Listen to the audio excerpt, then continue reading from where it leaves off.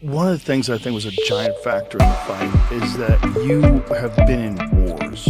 You've been in a bunch of wars. Yeah. And Ilia really had only had some rough moments against Jai Herbert. Yusuf Zalal gave him some problems, but it was nothing serious. The wars that you've been in, these just down and dirty brawls that you've been in, you're comfortable with the back and forth. You're comfortable with enduring. You know that you're not going to break. If your body holds up, you're going to keep fighting and you can endure. I don't think he'd ever experienced that before. So when you didn't break in the second round, and I think he made a mistake, and I think you're correct about that. You said he made a mistake by going to the ground, and then he hurt you to the body. I told Trevor yesterday, I think, him hurting to my body was one of the main reasons I won. He's obsessed. He hasn't stopped tweeting about me all week, lad. He needs to sort his life out. Fucking him out, please, loudly, shut up, man. What did you say, Jared, anyway? That little bum's irrelevant. As a boy, you little mongrel. De corazón. Hey. English, yeah?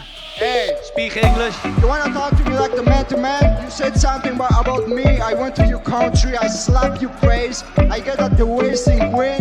I walk like a king in your street. Are you talking English? What you did? What you Is that did? English? Yeah, of course I do. Speak English for the people. Shut up. Not German or Spanish like you're from. I'm talking Mongrel. in English, and here in English, y que te follen en español. Adding fuel to that same rivalry, The lightweight division has been thrown into complete chaos after one of the most dramatic championship battles in recent memory, and the fallout continues to dominate the MMA world. Joe Rogan recently shared his detailed breakdown of what truly decided the fight, explaining that the biggest difference was not simply power, speed, or... I want to be a world champion. I want to be undisputed champion of the world. I want to be the first ever world champion from Liverpool. And I'm going to do that. I know that's in my destiny. I know it's in my fate. Whether it's the next fight or the next 10 fights, I'm going to be a world champion. It's that simple. If you want me to fight Justin next, if you want me to fight Posh Boy next, if you want me to fight Chorizo next, if you want me to fight Charles next, anyone can get it. To get one of the biggest fights in the lightweight division, I am of course talking about Paddy Pimblett taking on Ilia Topuria. These two have been going back and forth at each other for a long time. They absolutely hate one another. They've been going back and forth talking shit, throwing bottles of water at one another, okay? Calling each other names. They even stood in the middle of a UFC Octagon after Ilia Topuria knocked out Charles Oliveira. Paddy Pimblett got in the cage. They squared up. Starts calling out Ilia Topuria, the winner of Holloway versus McGregor. There was fighting, I guess that fight ain't happening. Maybe you could get Holloway done. But I reckon December, Ilia Topuria, Paddy Pimblett. Why not? Let Paddy Pimblett have his summer. Get his back on momentum. You have to cash in on Ilia Topuria versus Paddy Pimblett. You just simply have to. Technique. It was experience gained through surviving brutal wars inside the Octagon. According to Rogan, Justin Gaethje entered the contest carrying years of battle-tested toughness, having endured countless 5-round wars against elite competition. Those experiences... So, you know what I mean? You gotta be happy with that. I didn't quit on my stool like a bitch. No, see, this is part of the stuff I wanted to ask you about. What are your thoughts on Ilia right now? He's a little bitch, lad. How can you sit there and call yourself a world champion and quit on your stool when the going gets tough? You know what I mean? You don't do that. Real fighters don't do that. It seemed like with Ilia's success, and he was talking about being a 3-weight division champion and stuff like that, it seemed like that fight might not have happened between you two. But now it seems like it might be a real scenario. Is that something you're thinking about? I always wanted to fight him, lad. I think it's inevitable at some point that I'll fight him. It's inevitable. At one point in our careers, our paths are going to cross. It's as simple as that. But, Justin Gaethje beat me, and I said he was going to beat Ilia, because I know I'd beat Ilia. Build a level of mental resilience that cannot be learned in training camps. Rogan pointed out that Ilia Topuria had looked nearly unstoppable throughout his undefeated rise, but he had never faced the kind of relentless adversity Gaethje has overcome throughout his career. Aside from a few difficult moments earlier in his UFC run, Topuria had rarely been forced into deep waters where every exchange became a test of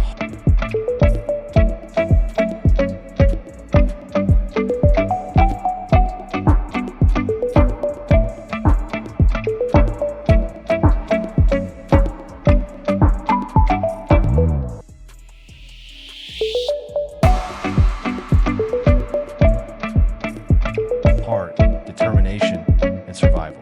When a championship fight entered those dangerous moments, Gaethje remained calm under pressure, while Topuria appeared to be fighting unfamiliar circumstances. Rogan believes that was the turning point of the entire contest, because experienced veterans understand how to remain composed even after absorbing heavy damage. Gaethje refused to panic, continued pushing forward. He hasn't stopped tweeting about me all week, lad. He needs to sort his life out. Back in him out, please, loudly, shut up, man. What did you say, Jared, anyway? That little bum's irrelevant. As a bush, You little mongrel. They call that son. Hey, English, yeah? hey, Speak English. you wanna talk to me like the man to man? You said something about me. I went to your country, I slapped your face. I get at the wasting grin. I walk like a king in your Are you street. talking English What there? you did? What you Is that did? English? Yeah, of course I Speak do. English for the people, lad. Shut up. Not German or Spanish like you're from. I'm Little talking mongrel. in English and you in English. Y que te follen en español. And trusted the toughness that had carried him through countless wars before. During the discussion, Gaethje revealed that the devastating body shots landed by Topuria actually helped him discover the path to victory. He explained that the punishment forced him to make adjustments, sharpen his focus, and fight with greater urgency rather than breaking his confidence. Quit, Ilia, you little... And this is what I'd do to you, I'd make you quit. Oh! Nice right hand by Justin. Oh! Gaethje always goes for the kill.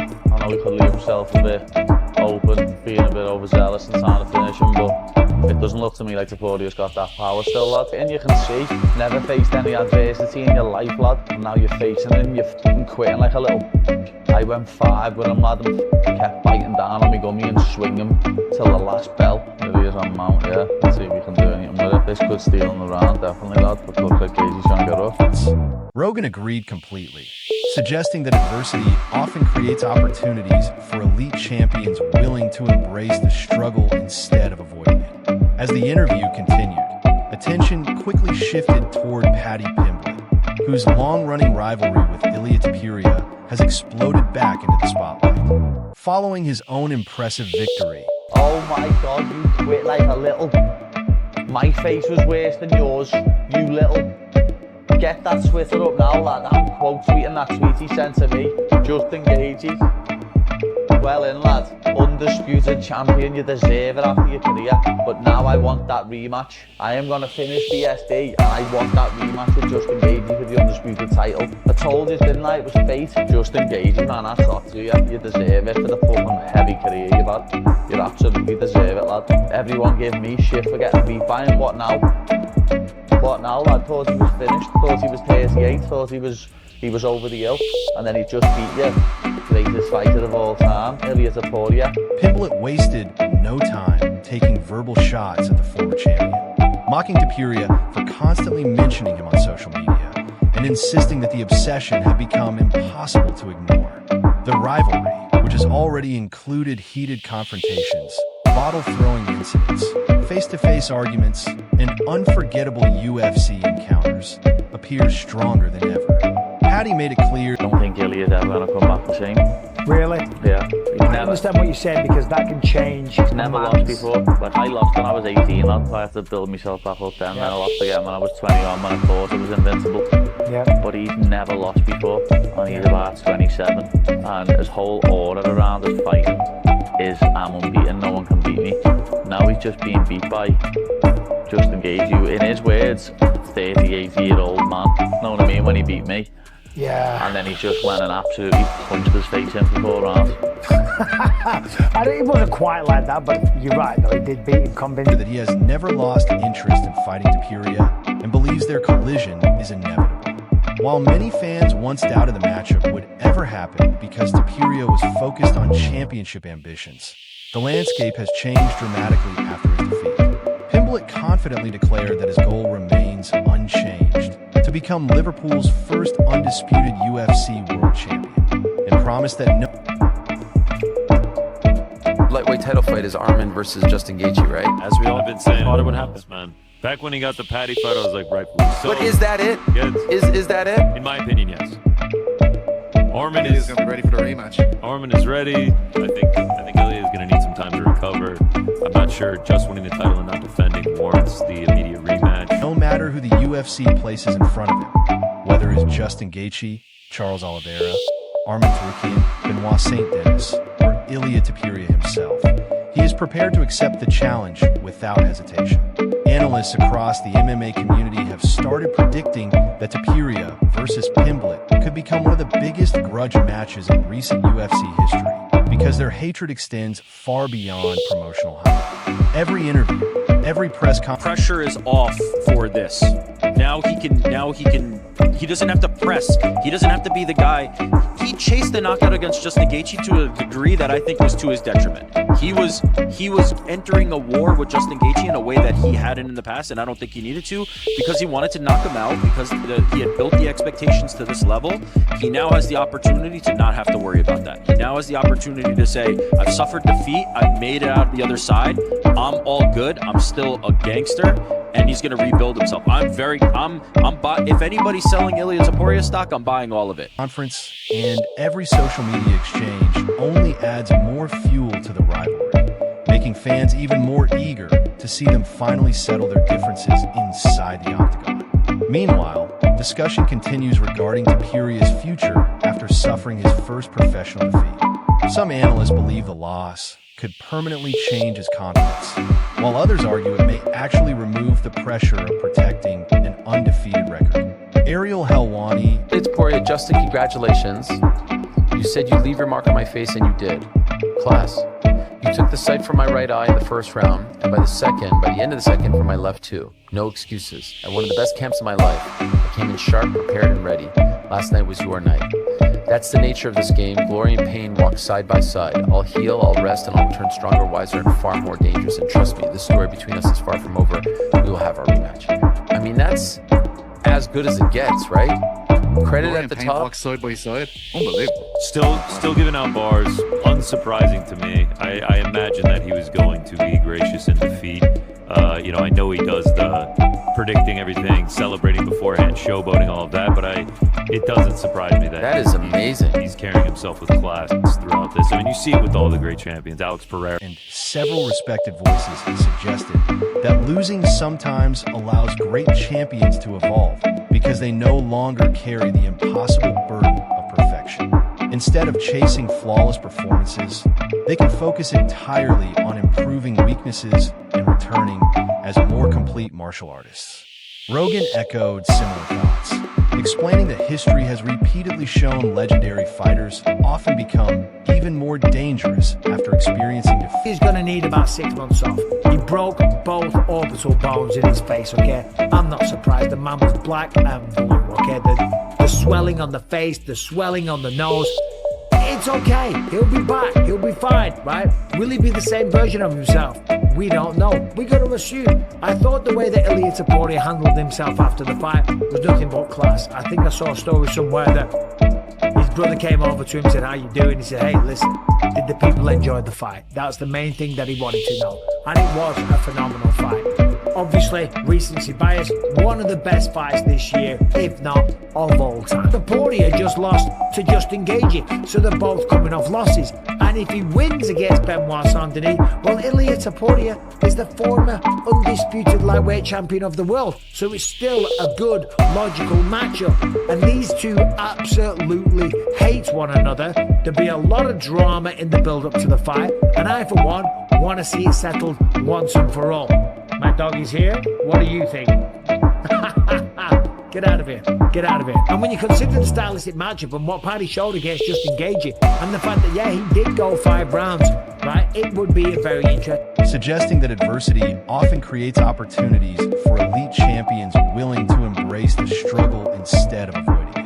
As the interview continued, attention quickly shifted toward Paddy Pimblett, whose long-running rivalry with Ilia Topuria has exploded back into the spotlight. Following his own impressive victory, Pimblett wasted no time taking verbal shots at the former champion, mocking Topuria. There's two fighters like this with such high profiles like Paddy Pimblett and Ilia Topuria. And there's that much tension, that much beef, that much drama, that much old school footage that they can use. Not only squaring up inside the Octagon, but at UFC London when they were talking shit and had to be separated by security. I heard stories of them almost getting into fights in the hallways and stuff like that, but there was no cameras rolling. Of course, there was a few water bottles thrown and stuff like that. There's always been heat and friction between the two of them, and now it's lining up absolutely even more dangerous after experiencing defeat for the first time. The lightweight division now stands at a fascinating crossroads, with Justin Gaethje sitting on the throne, Topuria beginning the difficult road back, and Paddy Pimblett continuing to build momentum while demanding the biggest fights available. Every possible matchup carries enormous consequences, ensuring that the coming months could completely reshape the championship picture. With emotions running high, rivalries becoming increasingly personal, and several elite contenders fighting for their opportunity, fans may be witnessing the beginning of one of the most exciting eras the lightweight division has ever produced, and the next chapter promises even greater drama than what has already unfolded. Get moved, everyone say, oh, BSD was shit anyway. You know what I mean? When 2 days ago it was BSD's going to smash Paddy, his grappling's well better, he's got too much power for him, this and that, but people just love moving the goalposts with me, and I don't give a move them all you want. As long as I keep winning, I keep getting paid, and keep making steps towards being a world champion, you can say what you want. Anyone can say what they want about me. One of the things I think was a giant factor in the fight is that you have been in wars. You've been in a bunch of wars. Yeah. And Ilia really had only had some rough moments against Jai Herbert.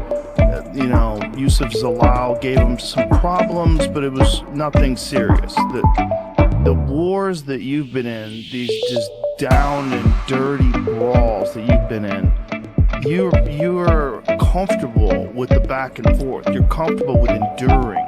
You know that you're not going to break. If your body holds up, you're going to keep fighting and you can endure.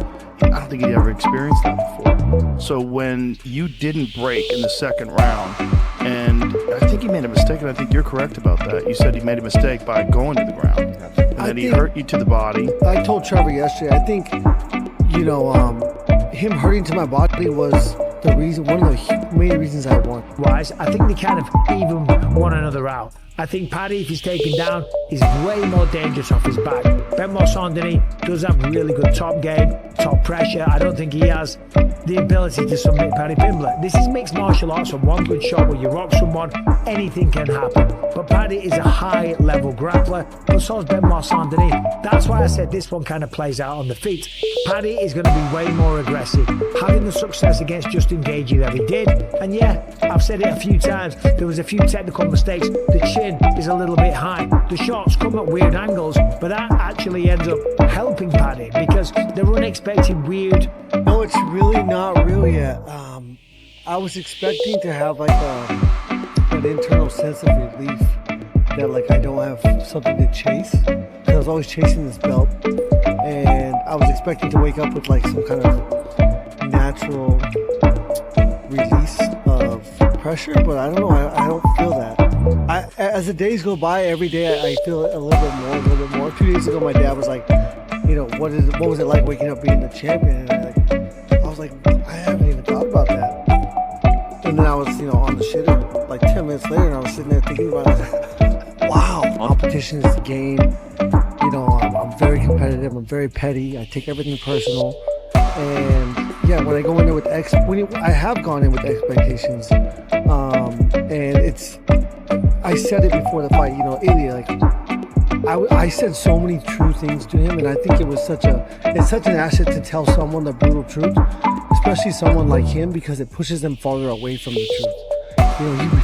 Even if I tell him the exact truth and exactly what's going to happen, and you're making a mistake by having all these expectations, and when we go to round 2 and when we go to round 3 and it's not going as you predicted it or wanted it to or expected it to, then where do you go from there? And I said the exact thing to him, and then that pushed him farther away from it.